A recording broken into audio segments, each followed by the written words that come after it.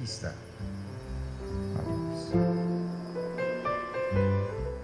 Entonces, ¿se acuerdan que era Nabucodonosor y Babilonia? Llegó Persia con Ciro. Se termina Ciro y luego viene Alejandro Magno. Alejandro Magno, que nomás para que nos demos una idea, fue alumno de Aristóteles.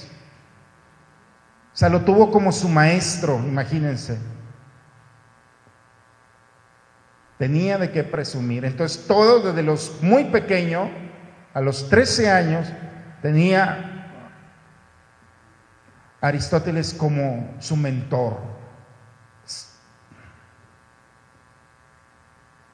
Y aparte, tenía una gran capacidad de ser un estratega militar. O sea, tenía esa capacidad. Entonces, era un brillante militar. Murió muy joven de una enfermedad viral. No se curó, se murió. Es muy interesante la vida de este personaje, porque aparte de ser un hombre muy inteligente, un hombre docto, un hombre joven, murió muy joven, era un líder que se involucraba con su ejército, no era el que se quedaba. Al momento de morir, no recuerdo exactamente, seguramente en internet deben encontrarlo, cuántas heridas tenía en su cuerpo. Estaba todo lastimado en todas las batallas. El orgullo eran las cicatrices. O sea, era un hombre que salía al combate, por eso tenía una gran pasión y involucraba al ejército. Casi llega a India, pero no, o sea, su ejército no alcanzó, estaban cansados y ya no llega a la India, si no hubiera terminado también con eso. Aquí Alejandro Magno, su objetivo era muy claro, era helenizar el mundo. ¿Qué significa helenizar el mundo? Que todos tienen que tener el mismo idioma griego, los mismos dioses griegos, la misma cultura griega. Ese es el punto. Es un proyecto de expansión. Mismo idioma, mismos dioses, misma cultura.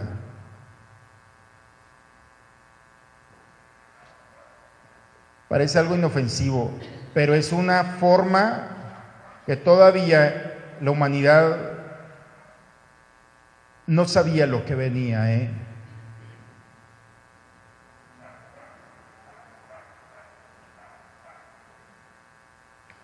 Y entonces este hombre empieza a helenizar, y la manera de helenizar, ¿se acuerdan cuál fue la estrategia que usaron los Nabucodonosor, los babilonios, para acabar con el pueblo? El exilio. Ciro, movimiento.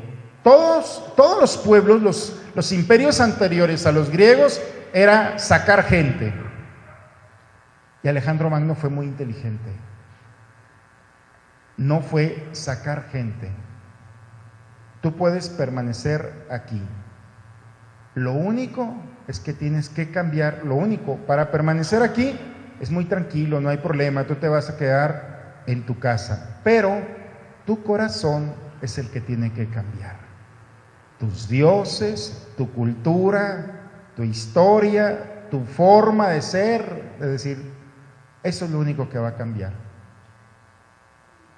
Todos vamos a ser iguales, pero aquí, quédate en tu casa, pero tienes que empezar a pensar, a vivir y a actuar como nosotros. Dígame si no está cómodo y dígame si no está actual. Es una forma que todavía... Entonces, este personaje muere.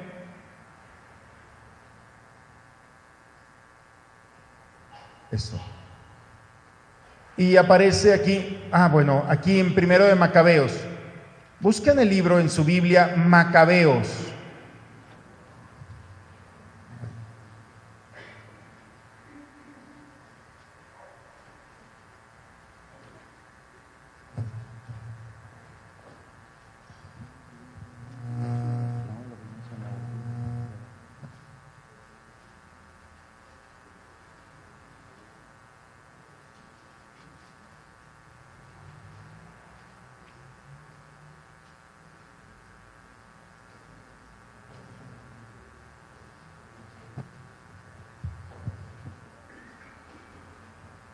¿Ya lo encontraron?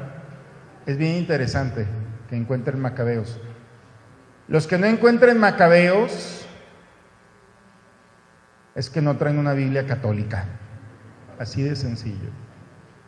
En las Biblias protestantes, evangélicas o de la Reforma, no está el libro de los Macabeos.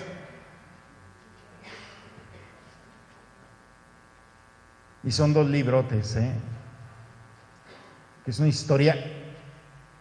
Les va a encantar el libro de los Macabeos.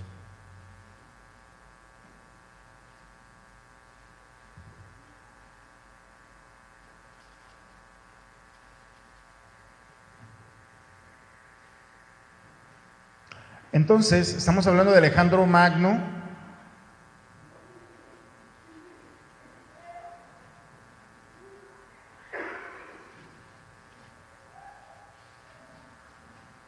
Este macedonio que viene a conquistar, pero se muere muy joven. Y entonces este joven, al momento de morir, deja su imperio, y por lo tanto Canaán está bajo el imperio ya de los griegos, se lo deja a sus generales. 2 aparecen, 2 de los grandes, digamos, de los más importantes generales que aparecen en la Biblia, en el libro de los Macabeos, va a ser precisamente los Ptolomeos. Digamos, son estos Ptolomeos, ustedes los van a encontrar en Macabeos, son muy respetuosos de la religión, especialmente de la judía, son muy tolerantes de la vida religiosa en Canaán. O sea, no, hasta ese momento no hay ningún problema.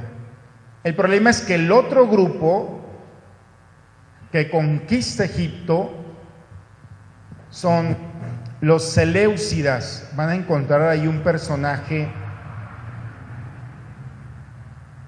Antíoco Epifanes, que es un hombre cruel, despiadado. Ustedes lo van a ver lo que este hombre hace, especialmente en este libro de los Macabeos. Y este tiene la misma mentalidad de Alejandro Magno: helenizar, conquistar la historia, el corazón, quitar del corazón toda raíz que hace diferente a un pueblo. Aquí todos somos iguales, y para tener éxito, para vivir, tienes que aceptar nuestros dioses, nuestra cultura. En fin, empieza a hablar de todo esto.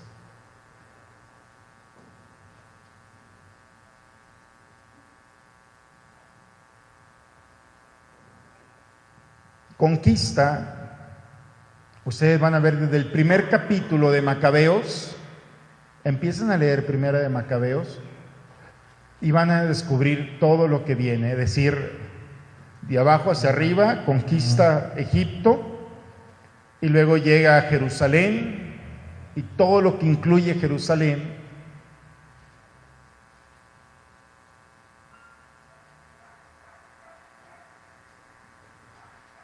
Llega y destruye Jerusalén, conquista Jerusalén, se adueña del templo de Jerusalén. Otra vez, lo habían construido, otra vez lo vuelve.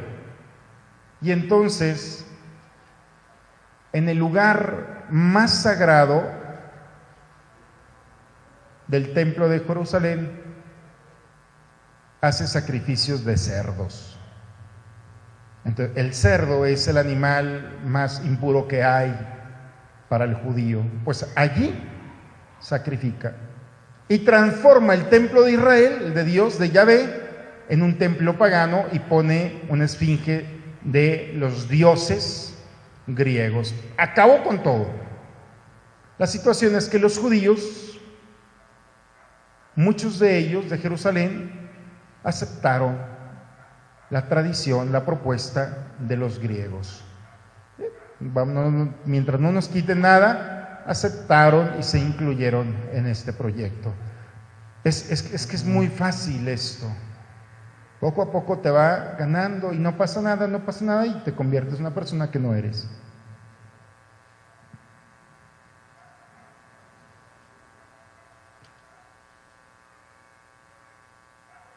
Más o menos en este tiempo, al inicio, es cuando aparece en Egipto, la primera traducción de los textos, en el 200 más o menos, 150, 200, de los textos del Antiguo Testamento al griego. ¿Por qué al griego? Porque la mayoría de los pueblos ya estaban helenizados. Y se fijaron, una de las cosas de la helenización es la lengua. Entonces en Alejandría, en el norte de Egipto, aparece digamos, la primera biblioteca o la más grande de la antigüedad. Y entonces allí aparece la primera traducción de la Biblia hebrea al griego, en griego. Y ustedes la conocen esta como la de los 70, Septuagésima se llama también, porque la tradición dice que 70 ancianos fueron convocados para hacer la traducción del hebreo al griego. Pues esto es lo que provoca. ¿Vamos bien hasta aquí? Nos quedan 10 minutos, tranquilos. Todavía no se aflojen, así como. Ya vamos a terminar. El proyecto de conquista de los griegos es muy interesante. Llegaban a los lugares, veían el perfil familiar y se iban con la persona o la familia que tuviera una posición privilegiada. Se los ganaban, los ponían a ofrecer sacrificios y eran la muestra para los demás. Es muy sutil. Ya lo están haciendo ellos. Bien, pues eso mismo quisieron hacer en Modín, a unos kilómetros de Jerusalén, precisamente con una familia macabea. De ahí viene el libro de los Macabeos.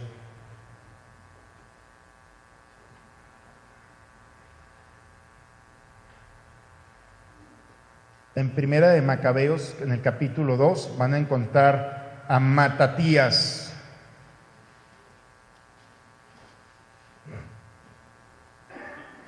Matatías es vinculado también porque le empiezan vean el capítulo 2, cómo le empiezan a lavar el cerebro, tú, tu familia, los tuyos, lo empiezan a elevar. Y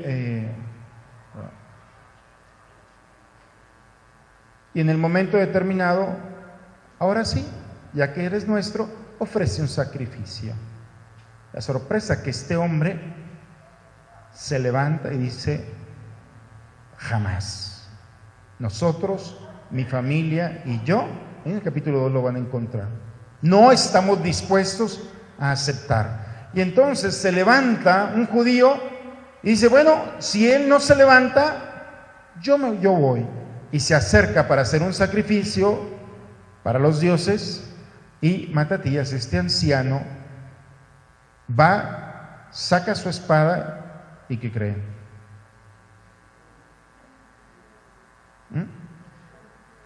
Tranquilos, no sean tan dramáticos. Ven muchas películas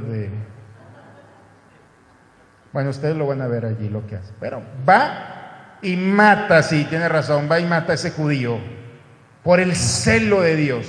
De ahí vienen los celotas, es una porción, son unos rebeldes en tiempos de Jesús, de ese celo que tienen por Dios.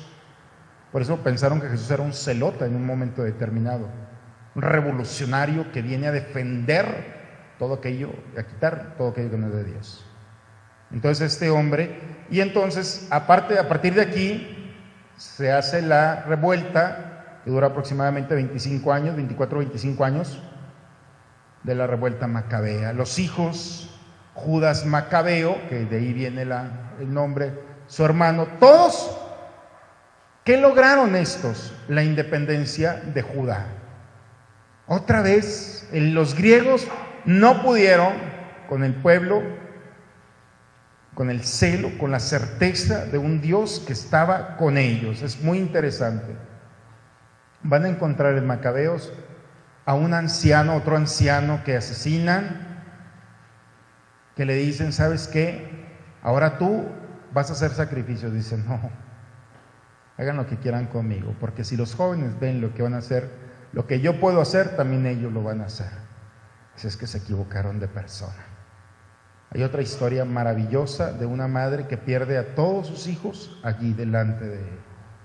Y les empiezan a matar, y al más chiquito le ofrecen todo. Y se le pone delante del rey y le dice, ahora sigo yo, ¿qué crees? Y la madre en su propia lengua le decía, hijo, tú no eres mío, apareciste en mi vientre, yo te di de luz, pero tú eres de Dios. Así es que lo que es de Dios, va a Dios. Y entonces se le enfrenta al rey. Y el rey, con un desconcierto, ¿qué les pasa a estos? ¿Qué le pasa? Y al final asesinaron a todos. O sea, toda la historia es muy difícil, pero es el tiempo de la gloria para un pueblo. Nos podrán quitar a todos, pero cuidado con el que se meta con nuestro Dios. Muchos se fueron, pero los que nos quedamos, estos sí, firmes en Dios Yahvé, en el Dios de la alianza. Y entonces aparece aquí toda esta historia.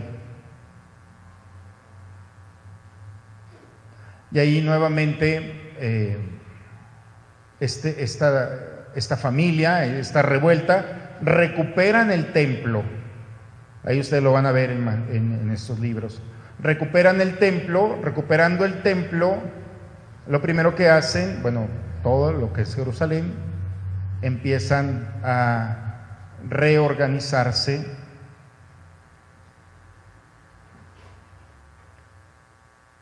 y lo vuelven a rededicar, lo dedican de nuevo.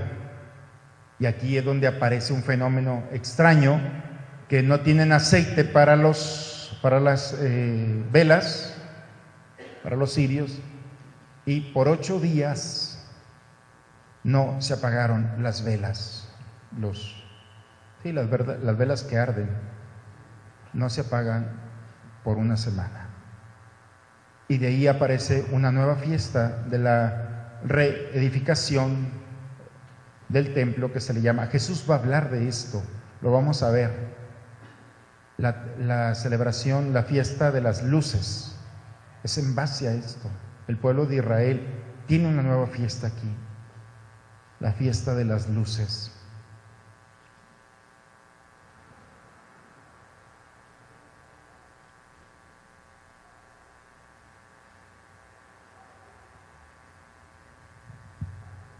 Ahora, ¿se acuerdan qué era? Porque ya tienen el templo nuevamente. ¿Qué era lo más importante que había en el templo? Díganme por favor esto. Y le doy clase por vista. El arca de la alianza. ¿Se acuerdan que era la presencia de Yahvé? Que había las tablas de la ley, el báculo de Jacob, el maná. Desde que regresaron de Babilonia, tenían templo limpio, preparado y todo, pero no tenían el arca de la alianza. ¿No se habían dado cuenta de esto? ¿Dónde está el arca de la alianza?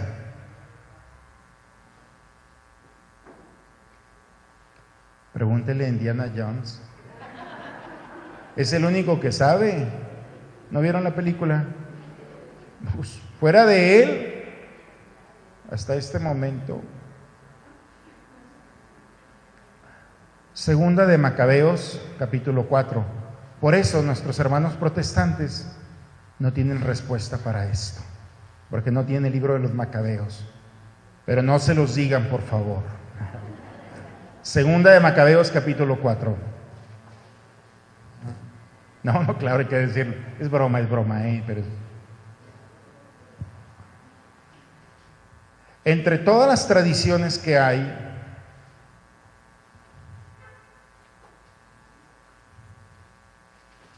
porque es muy interesante,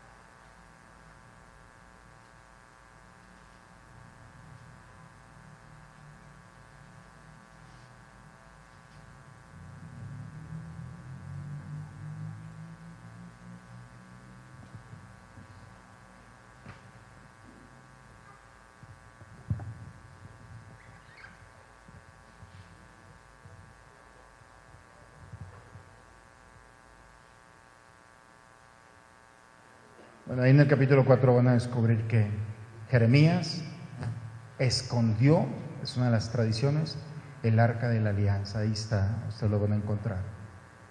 Y dicen que cuando los colaboradores de Jeremías regresaron para buscar y poner una línea para saber dónde estaba, ya no supieron dónde, se perdió.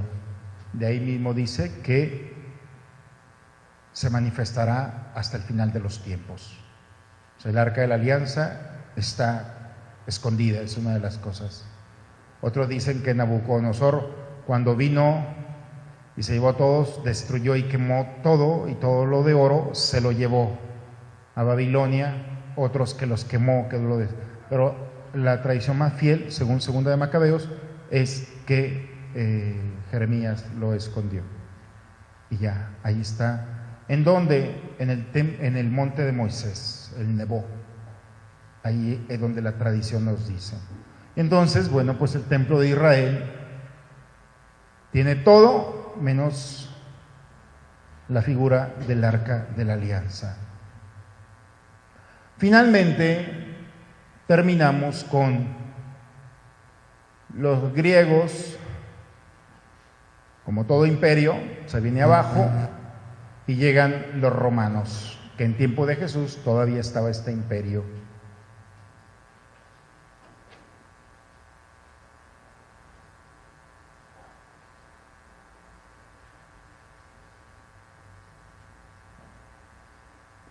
En este tiempo en el que el pueblo estuvo fuera de Israel, se fortalece,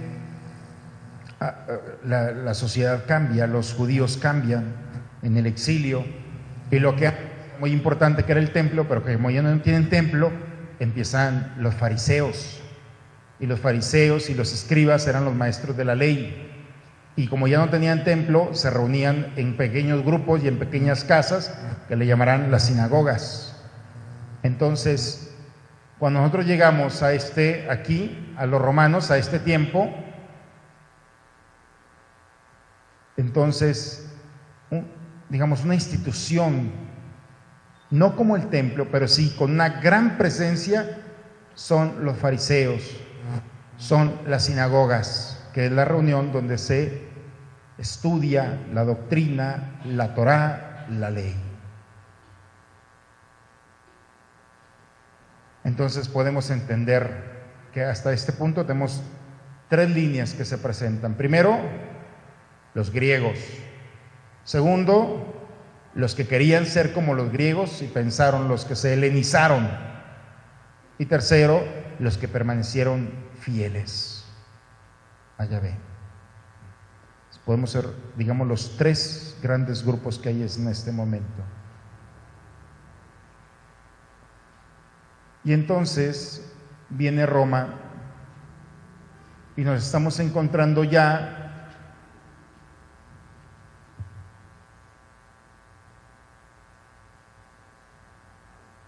nos estamos preparando para los últimos dos, lo vamos a ver.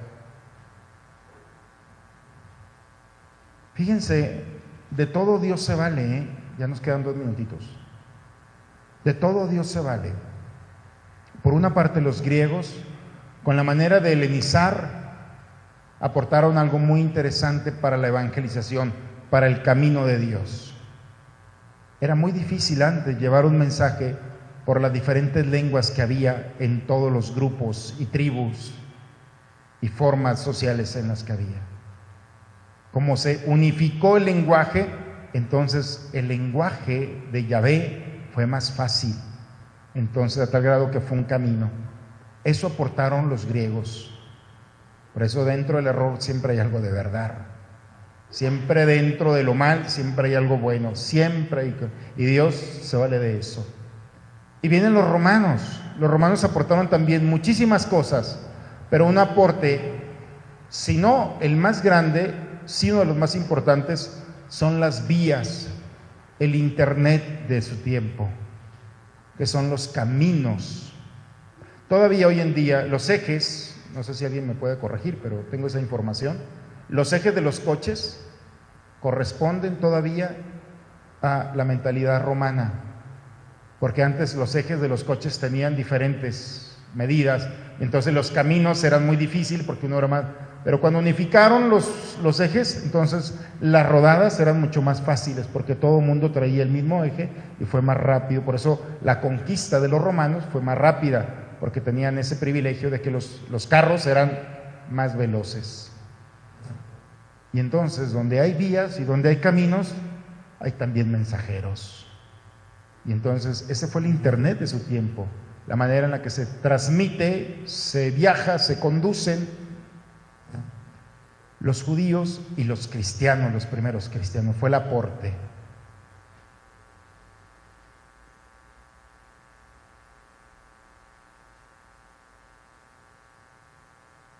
Se acabó. Hasta este momento, ya la próxima semana vamos a terminar. Si nosotros, así rápidamente, me van a permitir ver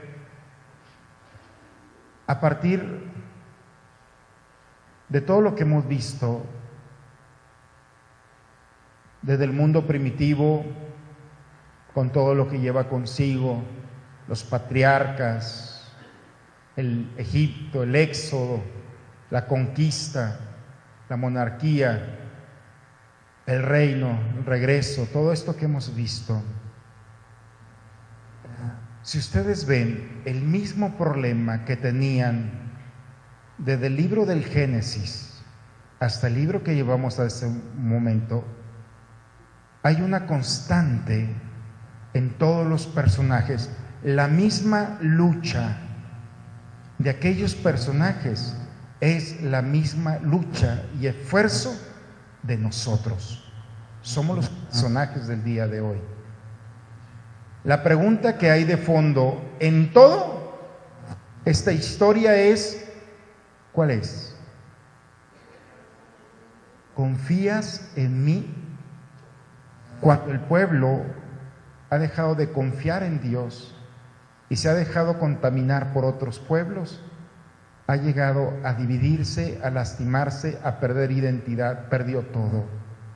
Un pueblo que es el pueblo de Dios, que es la iglesia, si nosotros olvidamos la esencia de nuestra iglesia, entonces no le dices a tus hijos, no pasa nada si no vas a misa. O sea, si nuestras generaciones se van perdiendo, es lo mismo que pasó, veamos lo que puede pasar.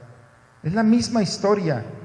Te llenas de tantas cosas que después el pueblo de Dios parece, siempre va a haber una presencia, pero muchos se pierden. Es lo peor de todo. ¿Por qué viene Jesucristo? Es lo que vamos a ver la próxima semana. ¿Qué sentido viene? Tranquilos, todos los personajes que hemos visto hasta este momento, en algún momento de su vida, desconfiaron de Dios, ¿cierto? Moisés, Aarón, todos. Jesús viene para enseñarnos que se puede confiar en Dios, que se puede confiar en Dios. Esa es la enseñanza del Hijo. Y los frutos que trae, cuando a pesar de todo, aún en la cruz, sigo confiando en el Padre, en Dios.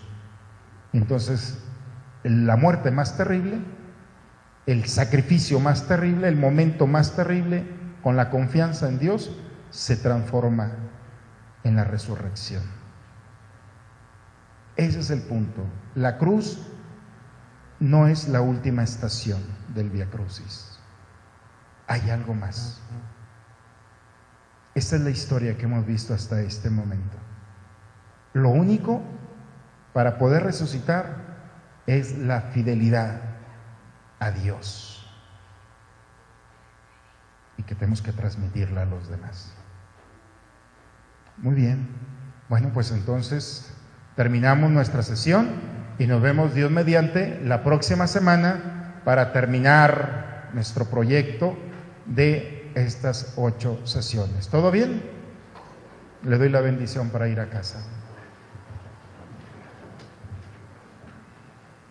El Señor esté con todos ustedes. Que Dios nuestro Señor extienda su mano sobre cada uno de nosotros, nos conceda la gracia de que la palabra del Señor ilumine nuestras vidas y nos conceda la gracia que necesitamos. Que los bendiga Dios, que es Padre, es Hijo y es Espíritu Santo.